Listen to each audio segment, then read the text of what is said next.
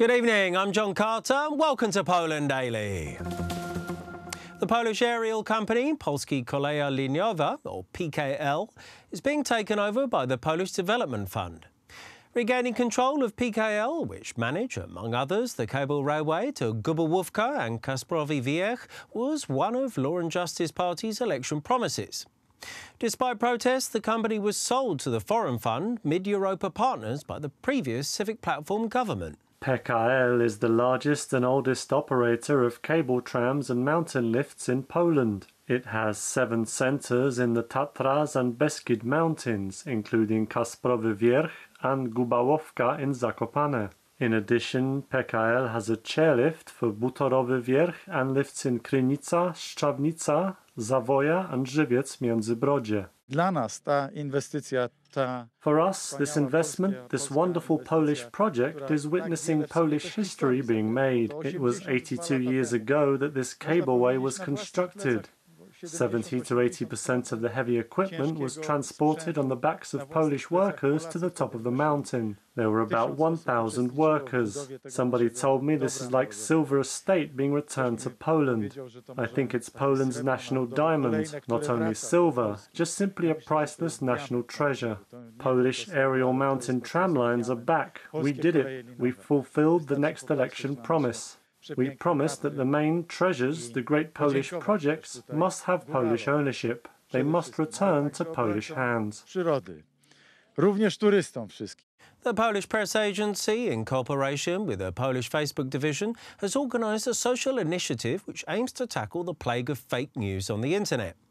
The fake news phenomenon has recently become quite frequent in both media and politics. We went in search for an answer on how to stop the flow of misleading information and manipulation in public life. We've decided to become partners with Facebook in the project tackling misleading information on the internet and in the media.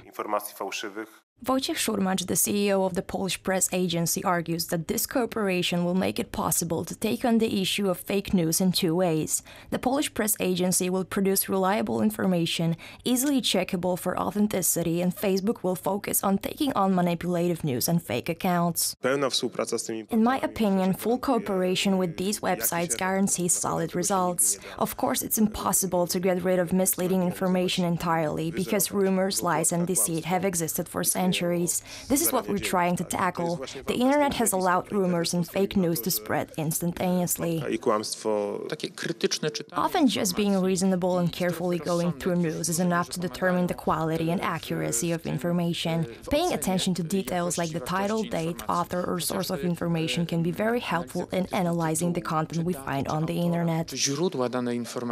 According to a report published last year by the Oxford Internet Institute on propaganda in the Polish internet, Polish social media is full of fake accounts. It's also said that every third post on Polish Twitter is sent by bots. Robert Gorwa, a graduate of the institute who wrote the report, stated that Facebook has become the main source of information in Poland, even more than in the United States, particularly when it comes to its younger users. The businessman, convicted of organising illegal wiretaps in several Warsaw restaurants, Marek Falenta, claims there is a compromising recording of a well-known Civic Platform politician's party. That includes Grzegorz Zachętna and Rafał Trzaskowski at the Western Hotel in Karpacz.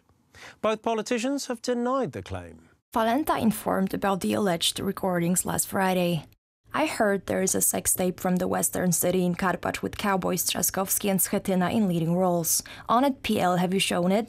Apparently it's poor quality because the white dust was rising everywhere. Marek Falenta played the main role in the recording scandal. The court sentenced him to 2.5 years in prison for eavesdropping on businessmen and politicians. Falenta is the man who knows everything, or almost everything. The Civic Platform leader and the party's candidate for the mayor of Warsaw deny the accusations. I'm a skier. I've been to a lot of places, but not in Karpacz. I haven't been to Karpacz, in this hotel, or any other hotels with Rafał Trzaskowski. I have nothing more to say about this. The Law and Justice Party spokesperson Beata Mazurek doubts the Civic Platform's leader's words are true. It turns out Mr. Schetyna has been to the western city. It would be fair to admit that the Civic Platform was having fun rather than ruling the country. Prost Weekly was writing about the well-known Civic Platform's Politicians Party in 2013. Every politician from the Civic Platform is scared because they're not sure if the information about recordings showing them having fun as cowboys with Grzegorz Schetyna is true or not. The recording scandal broke in 2014. Among those recorded were leading politicians and ministers from the Civic Platform Party. The aftermath of the tape scandal was partially responsible for the party's failure in 2015 parliamentary elections. Yesterday, America celebrated Columbus Day, a national holiday held on the second Monday of October. It's an especially important day for the Italian-American community, but has in recent years faced increasing opposition from liberals who claim that the arrival of the Italian navigator in the Americas spelled disaster for the Indian population.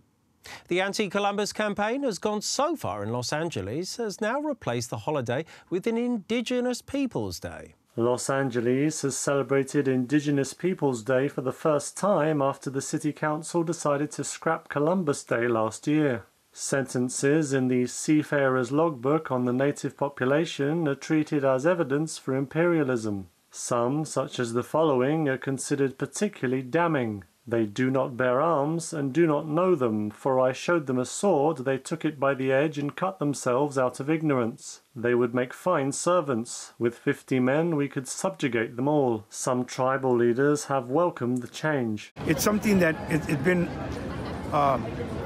instilled in us since in school, that in 1492 Columbus was this great guy, was an explorer, was an adventurer, was going to be, that was going to be a good person to us. But as we got older, we learned otherwise, that it wasn't true. And now, I guess you could say the truth is out. The truth is out. And this is why it's so historical and meaningful for me.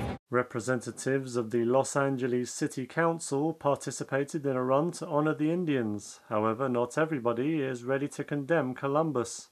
President Trump was full of praise for the navigator on Twitter. Christopher Columbus's spirit of determination and adventure has provided inspiration to generations of Americans. On Columbus Day, we honor his remarkable accomplishments as a navigator and celebrate his voyage into the unknown expanse of the Atlantic Ocean. Thank you very much for joining us here this evening at Poland Daily. I'm John Carter. Stay tuned after the break for Poland Daily Weather, and then join me after that for Poland Daily Business.